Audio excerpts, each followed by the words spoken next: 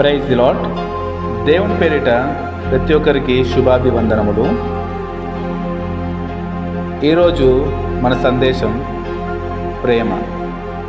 ప్రేమ అనగానే తల్లిదండ్రులు పిల్లలపై చూపించే ప్రేమ కాదు, అన్న తమ్ముడిపై చూపించే ప్రేమ కాదు, అమ్మాయి అబ్బాయిపై చూపించే ప్రేమ కాదు. ఈ లోక ప్రేమ కాదండి. భూలోకంలో ఉన్న మానవుడి కోసం పరలోకంలో ఎదురు చూస్తున్న ప్రేమ. అది యేసుని ప్రేమ, మన తండ్రి ప్రేమ.